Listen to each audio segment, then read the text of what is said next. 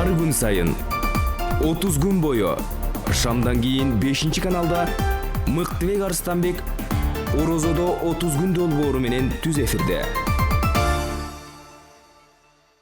Ассаламу алейкум. Аламдардын нээси Аллах субханаху ва таалага чексиз мактоолор болсун. Биздин жашообуздун көсөмү, жол башчыбыз, бизди ушул жашоодо шыктандырган устазыбыз Хазирети пайгамбарыбыз саллаллаху алейхи вассаламга салаваттар болсун. Андан соң баарыңыздарды улуу кыргыз эли улуу Рамазан айы менен дагы бир жолу куттуктап, дагы бир жолу ассаламу алейкум ва рахматуллахи ва баракату деп саламдашабыз. Жергебизге аттын кашкалтындай таанымал болгон, тарыхта мындай көбүртүп айтып бербестен коркпойн, бирок ошондо тарыхта калчу инсандар. Мен ушундай бир сыймыктаны менен тааныштырам деген балким туура эместир. Чакыргандыгымды кабарлайм. Бүгүн бизде Эмил Саламатович Каптагаев коомдук ишмер, жана Бишкек шаарынын Свердлов районунун имам хатиби устазыбыз Садвакас Долов. Салам алейкум. Алейкум ассалам. Рамазаныңыздар мубарек болсун. Рахмат. Кармаганыңыздар Аллах субханаху ва таала кабыл кылсын. Амин. Кыргызстанда мындай бир бетке мактаган туура эмес го, бирок Кыргызстанда ойлонгон, мен ойлонгонго мындай бир суктанган адаммын да. Ойлонгон жана кандай деп айтсам, ойду моделдегенди билген адамдардын бири деп билем сизди. Рахмат. Бала кезимден сиздин ишмердигиңизди көзөтүп келем. Эсиңизде болсо 2015-жылда мен долбоорума чыккан сагай. Ушу Орозодо 30 күн деп. Мен алгачкы суроо. Ушу 2 жылдын ичинде эмне байкалды диний чөйрөдө? Мен оюмча биздин бу шүгүрдөйлү ушу биздин диний башкармалык, муфтият, казияттардын ишинде ыраттуулук пайда болду го дедим. Анткени мына акыркы 2 жылда мындай ичара чоң тополоң жок. Айрыкча ушу уламалар кеңеши өзөрдү, муфти өзөрдү болгондой бир ыраттуу иш болгондой мен сезип турам да сырттан карап. Ошо экинчи жагынан бул коомдо негизи эле ушу динге болгон мамиле, динге болгон бир ыклас да өзгөргөндөй. Анткени азыр мурда мисалы үчүн көп байкалчу бул сыртка жана витраж коюп орозо кармаганын же болбосо намаз окуганын мындай бир мактаныч катары көрсөткөн. Көрсөтүп. Азыр болсо орозо кармагандарда, намаз окугандарда көп, бирок ошо көрсөтмө азайгандай да. Сапатына иш. Мындай көбөйдү.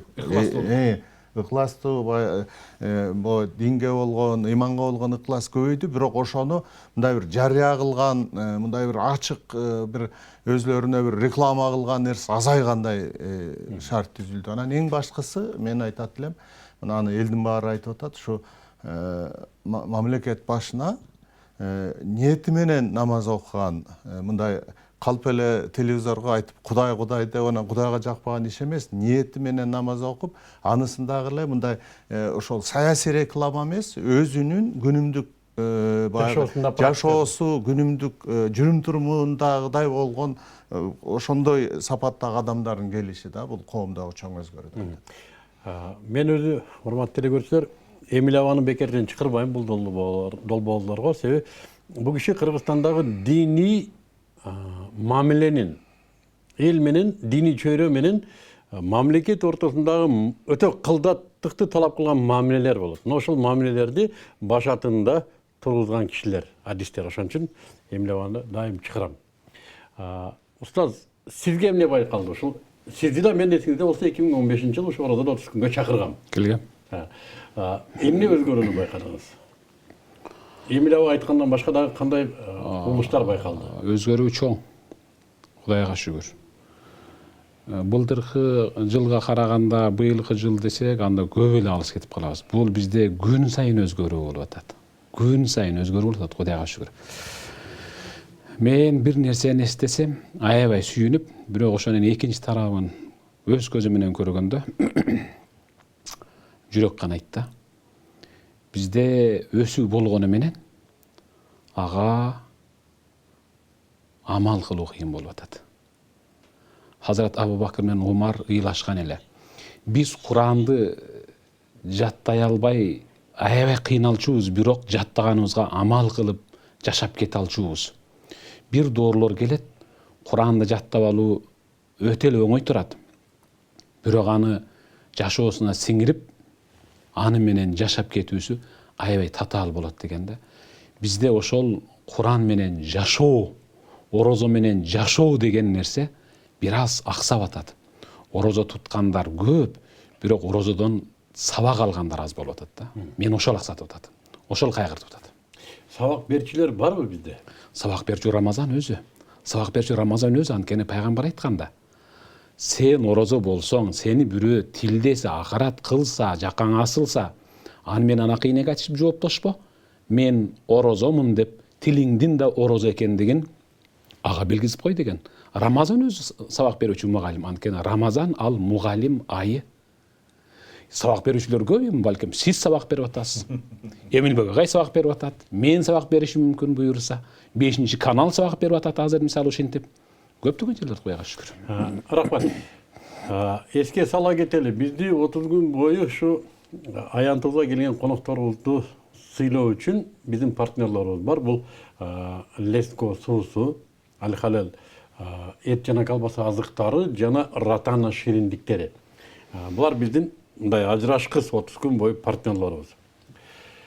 Агай, бүгүнкү диний кубулушка мындай саясий серепчилердин ою ар кандай?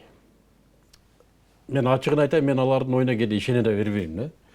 Мына жерде мындай радикалдаштыруу башталып кетиптир, мына жакта мындай уюмдар экен, тигиндей десе, мен кээде жөн эле ушу тос тополоң түшүрүп атабы деп деле ойлоп коем.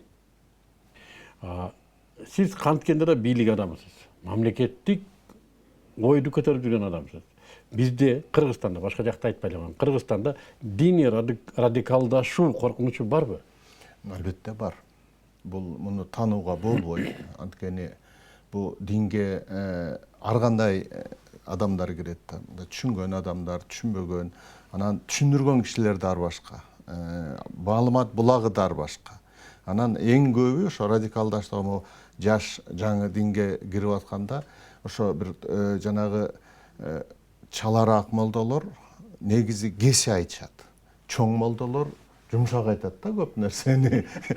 Ошо мен турмушта көргөнүм ошо да, чала молдолор ушундай болду дейт да. Бүттү, башка оң сол жок. Анан ошондой нерсени жаштардын мээсине коюп, ошо айыл ичинде, мисалы үчүн жерлерде ошондой радикалдык көз караштагы жаштар бар. Аны жолуктуруп деле жүрөбүз, сүйлөшүп деле жүрөбүз, молдокөлөр деле сүйлөшүп. Ошон үчүн бул муну жок, мындай коркунуч болбойт деп айтуу мүмкүн. Ошол радикалдуулуктун коркунучу барбы демекчимин да? Коркунучу бар. Эмнеде ушул коркунучу? Коркунучу бул ошо радикалдуу ой жүгүрткөн жаштар, алар деле биздин коомдо жашап атат да. Коом саясатташкан коом. Биздин коом анын үстүнө 2 жолку революцияны башынан өткөрдү. Эл көрдү, тополоң менен күч менен бийлик алмашса болот экен, тополоң менен күч менен саясий маселелерди, чоң маселелерди чечсе болот экен деген элдин мээсинде турат азыр. Мына ошол эле жаштар тополоң менен биз деле көп нерсени чечебиз деген нерсе мээсине кирип, ошондой умтулуп, ошондой аракетке өтүп кетиши мүмкүн толук. Диний платформада. Анткени мындай мисал мына чет жакта көп да. Көп чет жакта. Анан бизден эле чыккан, ушул мына биздин тегеректен чыккан эле жаштардын бир тобу ошо чет өлкөлөрдө эле мына Кыргызстандан канча киши Сирия, Иракта ислам мамлекети деп согушка катышып жүрөт. Үй бүлөлөрү менен кеткендер бар. Эми алардын арасынан байкалбай жүрүп кайра келип калгандары да бар да. Кээ бирөөнү камакка кармап атат барып келгендер да. Байкалбай келип алып, ошол жактан жанагы башына башка данек, башка өрөөн сөйлөп келгендер да болуп калышы мүмкүн. Алар сөзсүз түрдө бир топ кишилерди жана башына айлантып артынан ээрчитип алышы да мүмкүн. Жок, мындай кылабыз, ислам мамлекетин курмайынча оңолбойт, ислам мамлекетин түзмөйүнчө эчтеке оңолбойт. Көрүп атпайсыңарбы, улам бир президент ууру болуп атат. Ошон үчүн мындай кылалы деп уран таштаса, жанагындай баягы жыйылып турган жаштар колдоп кетсе, чоң тополоң болуп кетиши. Мындай коркунучту эч качан жок деп айтуу мүмкүн эмес. Мына ошол иште деги эле мен ойлойм да, эмнеге мен анчейин ишене бербейм дегеним эмиле бар. Коркунуч экендигине шегим бар эмнеге? Мен да бир кезде динге радикал эшигинен киргем. Саясий эшиктен киргем. Мен дагы ушу мынау мусулман, мынау капыр деп сиз айткандай ошо кесе айтып киргенбиз да. Анан бара акырын түшүнүп коом деген эмне, мамиле деген эмне, диндин өзүнүн талабы эмне, диндин талабы көрсө адамга эсептелген, адамдын табиятын эске алган кубулуш деп азырда аягына чейин түшүнүп бүтө элекпиз. Ушундай бир мухит го. Мына ушуну түшүндүрүүнүн, адамдарга түшүндүрүүнүн бүгүнкү жолу устаз эффективдүүбү же дагы да иштеш керекпи? Азыр бир топ жолго коюлуп калды десем жаңылышпасам керек. Анткени диний идарада азыр Кыргызстан боюнча жума окулуучу мечиттердин имамдарына бирдиктүү хутба деген, бирдиктүү лекция темалар таркатылып, айтор 2700дөө мечиттерде мисалы азыр бирдей хутба окулуп атат. Анан кайсыл аймакта, кайсыл мечитте окулбай калса, демек ошол аймак, ошол мечиттин жамааты бир күндө таркатылган маалыматтан артта калды деген түшүнүк. Азыр мисалы алдыга умтулуу, азыр радикалдык топторду бир жерге чогултуп бууп коюу же болбосо аларды таркатып, ар бир адамдын өзүнө тартып, дин мынау жол менен барат, сен ойлогон, сен түшүнгөн жол менен эмес деп түшүндүрүп алуу өтө жеңил болуп калды. Анткени бир учурдагы баягы сиз айткандай баягы катуу кирген эшиктен азыр кире албай калды. Анткени элдер түшүндү. Пайгамбарыбыздан бир киши келип, "Маддин я Расулулла, айтыңчы пайгамбар, дин деген өзү эмне?" деди эле. "Аль-хуснул хулк, мүнөзүңдү оңдоо өзү сен үчүн дин" деди. Дагы бирөө кирди эле, "Муамела, адамдар менен байланыш түзүү, мамиле түзүү." Бизде азыр байланыш, мамиле мыкты болуп калды. Диний идара менен имамдардын байланышы азыр карым катнаш калың, Кудайга шүгүр. Айтылган нерсе дароо жетип атат, кабыл алынып, Кудайга шүгүр. Ушундан улам кес айта алам да, жакшы эле жолго түшүп калды. Ушунун учугу менен буюрса азыркы ага айтып аткан баягы радикалдык топтун көчөгөн аркасындагы коркунучу бир топ азайды, Кудайга шүгүр. Мен сөздү эмнеге алып келдим? Эмне бар? Мен дагы айтып атканым, кыргыздар өзү мындай бир радикалдуу эл эмес го дейм. Туура айтамбы? Радикалдуу эл эмес болуп туруп 2 жолу президент кылып чыкты да. Жок, мага жеткирип койду да. Жеткирип койгон үчүн да. Мисалы үчүн мындай өзүнө койсо бир момун эле элбиз дейм да. Мындай дароо эле бир нерсеге кел деп, мисалы үчүн башка элдерде бар го, аябай орусча айтканда горячий кровь. Биз андай эмес окшойбуз го, акырын эле ушу жеткенде гана кийин деп турмайынча, бизди ушуга тургуза койгон, ушуна тургузуп турган диний майданда бизди ушу радикалдашууга ойгото турган сырткы таасирлер барбы азыр? Так түшүнбөй калдым. Жана радикализмди ойготкон. Радикализмди ойготкон. Сөзсүз бар да. Мына жакынкы эле убакта кайра жаза башташпадыбы? Мына тиги Афганда талиптер Тажик менен чек арасына болгон күчүн ошо жерге алып келип топтоп атат. 7000ден ашык аскер топтолуп калды деп атат да. Анан бул абдан чоң коркунуч да. Эмне үчүн дегенде ал 7000 кишиси менен келип мамлекетти басып ала албайт. Өзбекстан, Тажикстан, Кыргызстан деле басып ала албайт. Бирок жанагындай бир айнып, мээси кичине айнып, бир баткай болуп калган жаштар, жамаат болуп калгандар бар да. Көп. Жамаат болуп алышкан алар өз-өзүнчөчү. Ошолорго сырттан, мисалы үчүн, момундай күч кирип атат десе, ошолор жанданып, дүрбөп, айыл-айылдан топ-топ болуп, алар уюшкан жамаат, айылдагы башка жамаат уюшпаган жамаат. Анан кийин баягы дүрбөп келип, айыл өкмөтүн басабыз, дүрбөп барып, милицияны басабыз, анан кийин районда бийликти алабыз, областты алабыз деп дүрбөп кеткенге баягы ширеңке чаккандай күч болуп, жанагы дүрмөт болуп кетчү нерсе бар. Мына ошол эле Афганистандагы, ошол эле тиги Сирия, Ирактагы жанагы азыр мындай эле суга сиңгендей болуп жоголуп кетпедиби? Жана килеген армия жоголуп кетти. Анын баары кырылган жок да. Алар минтип жылып жок болду. Ошолор дагы бир жерден ошону чыга алса, баягы бияктан кошулуп жанагындай дүрбөп кетчү коркунуч бар. Эми позитивке өтөлү. Устаз, бул Рамазандан, жылдакы Рамазандан айырмаланып эмнени үйрөнсөк болот? Мисалы үчүн устазыбыз Өзбек ажы, Аллах разы болсун, бир сөздү айтат да. А кишинин сүйлөгөн манерасында билесиңер эми. Мыга ислам бизде памперсте. Биз азыр Кыргызстандагы ислам кайсы класска келип калды? Же дагы эле мектепке бара элекпизби? Ошол Рамазан мектебинин канчанчы даражасындабыз? Жакшы суроо. Менимче Рамазан айында орозо туткан адамдардын дагы өз акыл эсин жыя турган учур келди. Табииндердин доорунда бир күң аял бир өлкөдөн экинчи өлкөгө күң катары сатылып келип, кожоюндун колунда иштеп жаткан учурда ошол аймакта шаан шөкөт майрам түзүлдү. Күң аял түшүнбөстөн бул эмне майрам десе, жергиликтүүлөр айтат. Ойгокуй, сен мусулман деп келдиң эле бизге, орозо тутпайсың, бизге орозо жакындап калды, биз орозого даярданып атабыз десе, кожоюнуна барып ыйлаган. Мени тезинен мурдагы жериме апарып коюң. Силер орозого гана даярданып турбайсыңарбы? А мен жашаган өлкөдө жыл 12 ай орозо эле деп.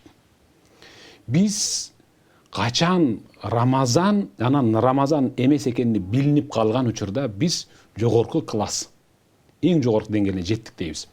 Бирок быйылкы жылда мен Рамазанга адамдардын көпчүлүгү даяр болуп калгандыгынан байкаганым, алдын ала 1 ай 2 ай мурда даярдангандыгынан байкадым да. Кудайга шүгүр, Рамазандын дамы жыты буларды эмитен жыттантып өзүн аңкытып тартып атат деп.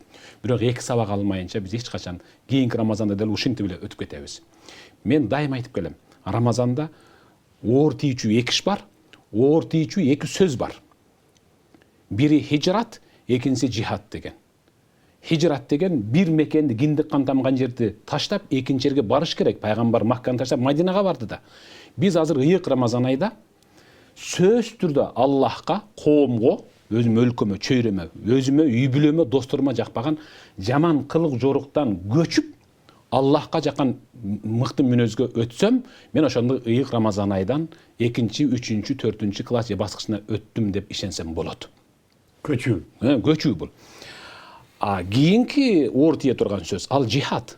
Сөзү да өзү да оор тиет. Жихад ал азыр Эмилбек ага айткандай Сирияга барып, тияка, бияка барып күрөш эмес, жихад деп ар ким өзүнө өзү күрөш кылыш керек. Тилиме күрөш жасашым керек, эч качан жалган айтпаймын. Кулагыма күрөш жасашым керек, укпаймын. Көзүмө жасашым керек, көрбөймүн деп. Аллах Таала акыл менен нафсты жаратты.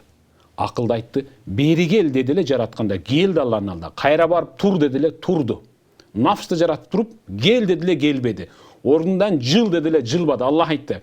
Аны 100 жыл ачкачылык менен азаптап, кыйнап туруп, анан бизге айтып атат, адам урпагы, мен сага нафс деген бир көзүңө көрүнбөгөн бир өзүңдүн же досуң же душманыңды бердим. Мен аны ачкачылык менен тарбиyaладым. Сен да жылына 1 жолу ачкачылык менен тарбиялап жүгөндөп ал деген. Нафс жүгөндөлмөйүнчө биз хижрат да кыла албайбыз. Хижрат деген бир жерден бир мүнөздөн экинчи мүнөзгө өтө албайбыз. Нафс жүгөндөлмөйүнчө биз өзүбүзгө өзүбүз күрөш да жасай албайбыз. Качан өзүбүзгө өзүбүз күрөш жасаганда буюрса быйыл кыргызстандыктар ыйык Рамазан айдын 3-чү классына көчтү, же 4-чү классына көчтү деп баа берсек болот. Жерден бир кошумчалап коюмчу, могу чынын айтканда эле могу динге бир кызыл кулактык, анан бир содагерлик мамиледей нерсе көп да. Мисалы үчүн айтат, бир күнөө кылсаң, анан бир 10 соопчулук менен жоюлат, бүт күнөөң кечирилет деп атпайбы, бир мындай да, баягы соода. Бирөөн жасап койдуң, анан да бирөө менен баягы сатып алдың дегендей эле болуп атат да. Ушул негизи туура эмес да. Мен жеке өзүм адамдык мындай түшүнүүмдөчү, анткени бул ыйман чала болбойт. Ыйманың же бар, же жок. Күнүнө макул, күнү түнү намаз окусаң дагы, жыл бою орозо кармасаң дагы, эгерде ушак айтып, уру кылып, же бирөөнүн жанагындай акысын жеп атсаң, демек сенин ыйманың жок. Ал сен 1000 орозо кармасаң дагы ыйманың жок деп эле эсептелет. Ал адамдык ал баягы ошондон эле мен мына баягы бардык шартын жасап атам, орозо кармап атам, күнү түнү намаз окуп атам, анан бир кишинин акысын жеп койсом эми кечет деген, бул өзү түгү ыймансыздык да. Ошон үчүн ыйманды баягы 90% ыйманы бар же 80% ыйманы бар деген болбойт да. Бул жерде так эле ыйманы бар киши, ыйманы жок киши. Мына ошондон мына азыркы устаз айтып аткан нерсе туура. Ал адам биринчи өзүн тазалаш керек, ичин тазалаш керек. сөзүн, оозун, тилин, кулагын, көзүн таза. Мына ошол таза болсо, анан кийин сен жанагындай нерсе мына мен ыймандуу, мына ыйман менен жүрөм, такыбамын деп айтканга акысы болуш керек. Бирок эң кыйыны ушул да өзүчү. Башка мамлекет менен согушуу буга караганда алда канча оңой. Аябай жеңил. Барып атасың, өлтүрөсүң, жеп өлөсүң. А мунуну билбедим, муну кандай түштүктө айткандай, кандай аңдаба менен шубайсың да, кандай калыпка салып жууруйсуң. Мен билем, муну кыйын. Чындыгында кыйын. Муну ушуну бала кезден калыптоочу институттар бизде азыр калыптанганбы, жокпу агай? Бала кезден калыптанчу бир эле институт бар. Бул адам бала адам болуп мына жашап келаткан үй бүлө. Албетте. Үй бүлө, ички үй бүлөнүн жашоосу, үй бүлөнүн ичиндеги жанагы идеологиясы, карманганы да, эмнени карманып жашайт үй бүлө. Мына ошондон эле калыптанат. Ал бала сөз менен тарбияланбайт. Эгерде атасы уру кылба, тигиндей мындай деп айтып өзү кетип барат эле бир жерден жулуп келип балдарына тамак берип атса, ал баласы өмүрү ал мээсинде болбойт, уру кылба деген, анткени көргөнүн жасайт. Албетте. Ошон үчүн эң башкы институт бул үй бүлө. Үй бүлө кандай болсо, коом ошондой болот. Марксизмде деле ушул айтылган. Үй бүлө коомдун, мамлекеттин биринчи ячейкасы. Биринчи бул марксизмге тиешеси жок. Бул жалпы адамзаттын жашоо шарту кирпичтен турат да коом. Ошо кирпичтин ар бири ошо үй бүлө. Ошо үй бүлө эле кандай шарт болсо, үй бүлөнүн карманган тутунганы кандай болсо, коом ошондой болот. Бизде ошону калыптай турган үй бүлө, ошону билем. Мен ошону сурайын дегенде, ошо институт катары, институт катары, мына ошол биз айтып аткан өзүндөгү баягы такыбалыкты, эмне деп коет, адамгерчилик дейлик, оңойраак болсун. Адамгерчиликти калыптай турган күчү барбы азыркы үй бүлөнүн? Анан кийин мен сөзүмдү уласам, мына үй бүлөлөр жеке-жеке жашабайт да, ал жамаатташат коомдо. Мына туугандар арасында ынтымак бар, силердей, туурабы? Көчө же жанагы махалла, кварталдын ынтымак. Мына ошолор да бекемделиш керек. Мына илгертеден коом эмнеси менен эл эмне дейт? Элге уят, тукумду уят кылба, атаңды уят кылба деп тарбияланчу да. Элден чыгып калабыз. Элде коомдук пикир кармап турчу. Мына ошол коомдук пикир калыптаныш керек да андан кийинчи. Ошо коомдук пикир кандай калыптанса, ичи да ошондой болот, коом да ошондой. Мунун баары бул жөнөкөй маселе эмес. Анткени биз азыр мамлекеттик түзүм, коомдук түзүм деп атпайбызбы? Бизде ошо коомдук түзүм дагы, мамлекет түзүм дагы бош, борпоң. Борпоң да, ошон үчүн мамлекет жанагы тоголонуп кетип атканда ошол ала салып кетип атканы. Коомдук түзүм да ошондой. Коомдун ички түзүмү толук калыптанган эмес. Толук калыптанган эмес. Азыр эмеле бар. Биз бир 2-3 секундага отбивкага алаксыбыз, бирок ошо отбивкадан кийин агай мен аябай сиз мага жакшы бир нук бурдуңуз да. Коомдук туруктуулукка эң чоң таасир бере турган коомдук маданият. Мунугу биздин коомдук маданият жөнүндө сөз кылалы. Азыр бир уртамга ылайык эс алып алалы.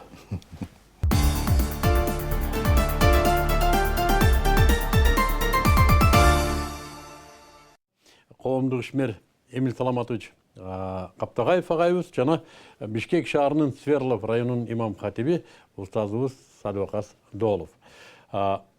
Мен коомдук маданиятка сөз нугун бурдум. Эмнеге үй бүлө коомдук маданияттан бар көз каранды.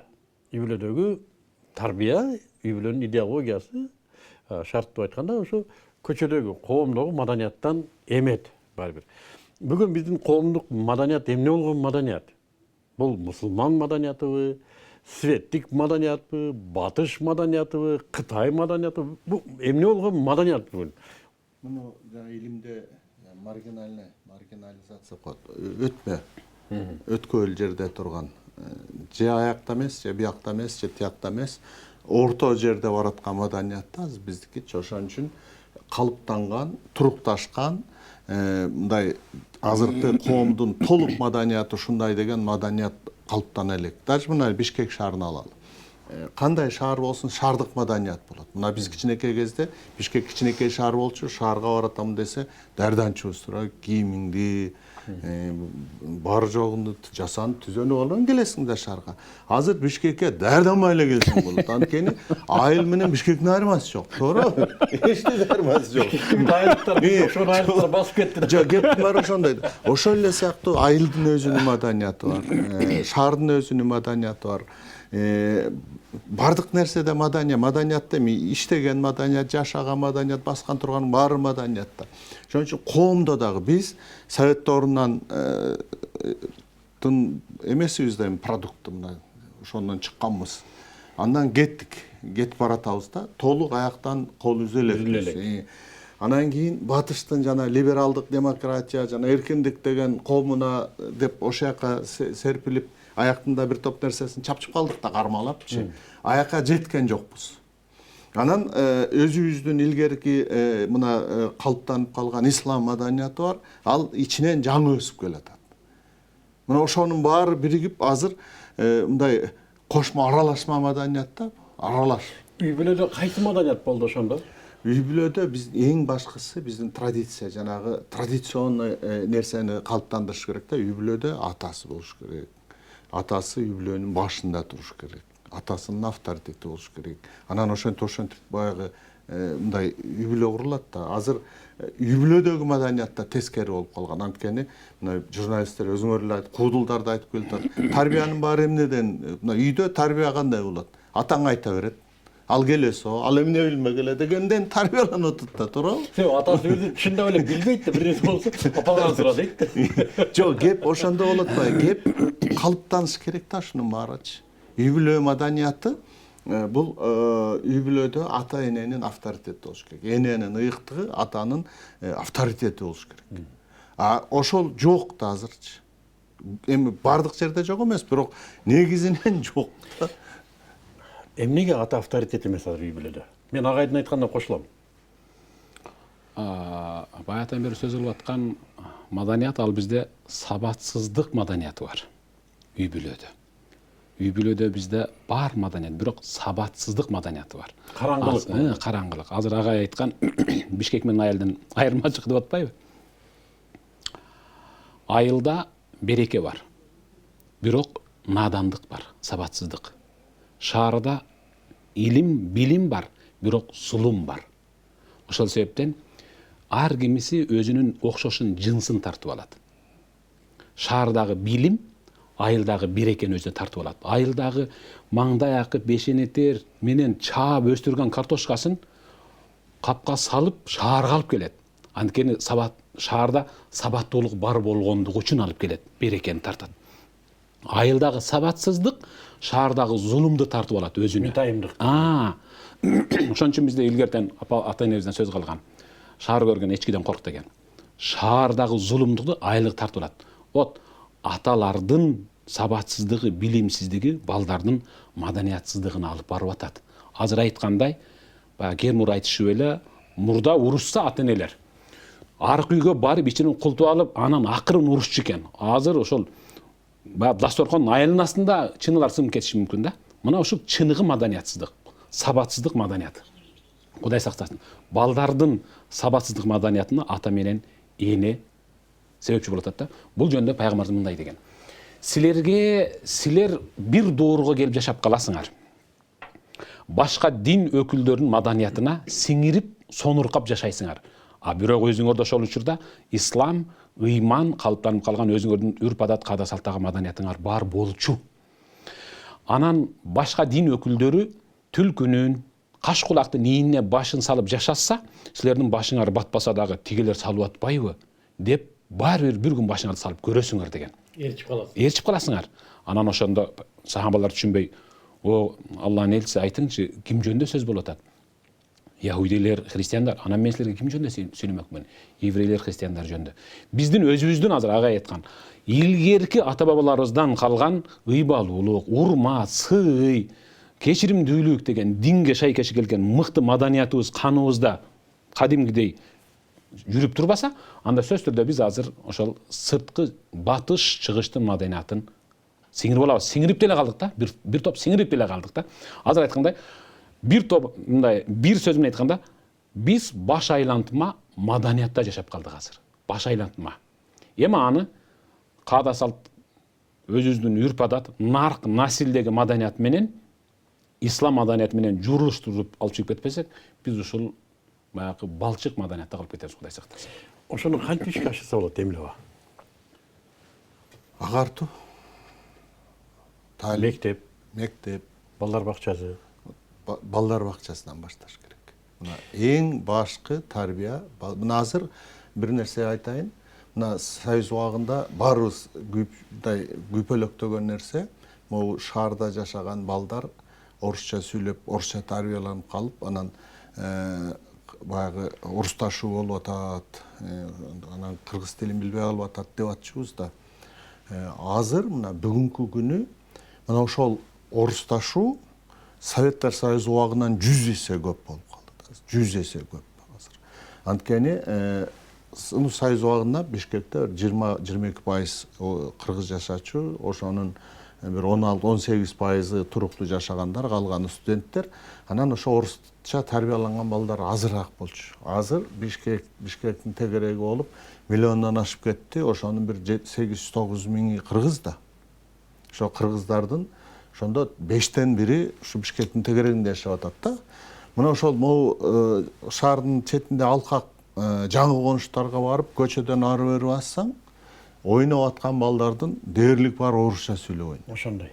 Бул өзү биз тарбияны башынан көрүп коюп атабыз. Мына төрөлгөндөн баштап үй бүлөсүндө кыргызча тили чыгат, анан жана бала бакчанын көчөгө чыкканда эле орусча болуп кетет. Бизде ушул жанагы маданияттын уюткусун калыптандырыш үчүн тарбияны тетиги төрөлгөндөн башташ керек. Бала бакчаларга түшүш керек. Анткени мына бир топ жылдан бери Росатында жана Мацура тиги Япон жазуучу окумуштуусунун 3төн кийин кеч деген китебин кыргызча таратып мындай пропаганда кылып атпайбы? Негизи мына ал окумуштуулар айтып атат, 3 жаштан кийин тарбия уже кеч болуп калат деп атат. 3 жашка чейин тарбияладык.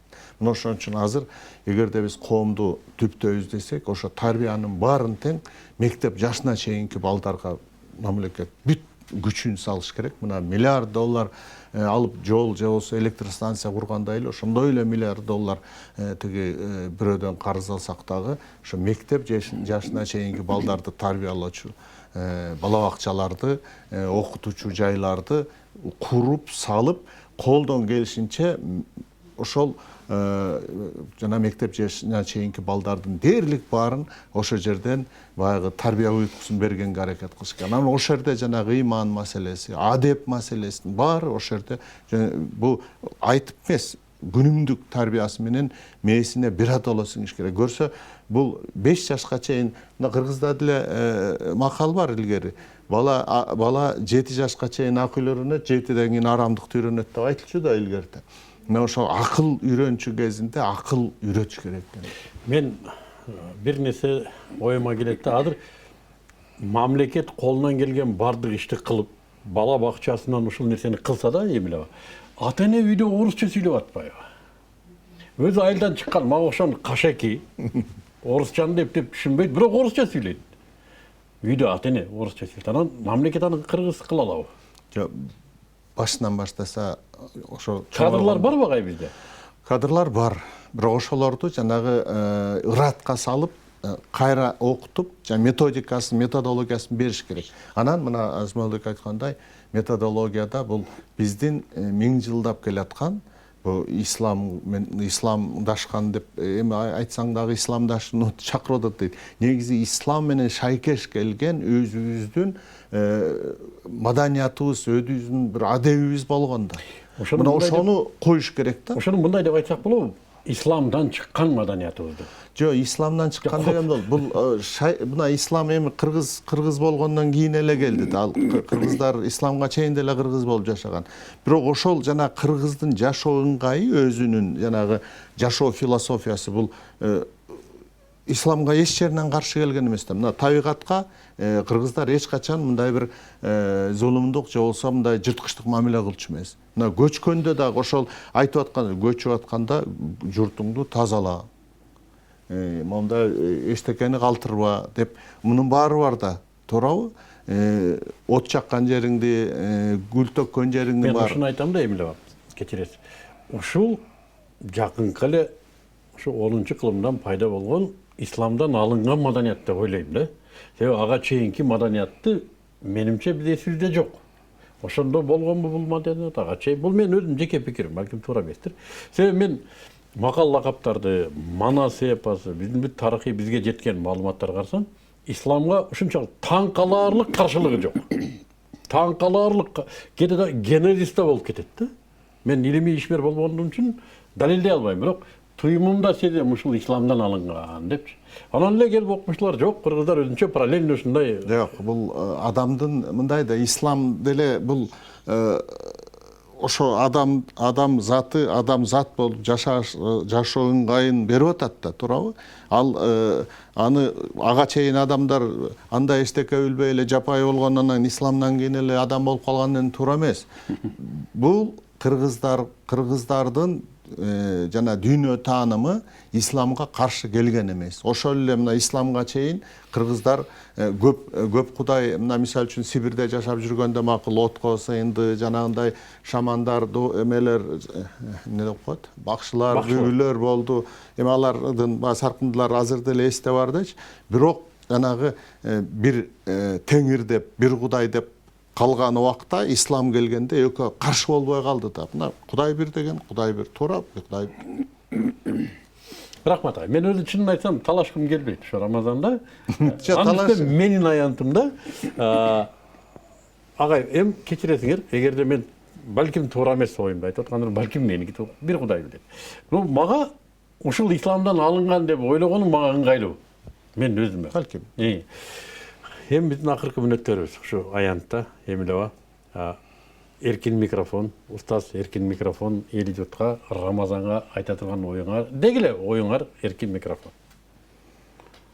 Мен азыркы сөздү улай эле да. Пайгамбарыбыз көң үстүнө өсүп калган жыты жок кызыл гүлдөн абайлагыла десе, сахабалар бул эмне дегениңиз?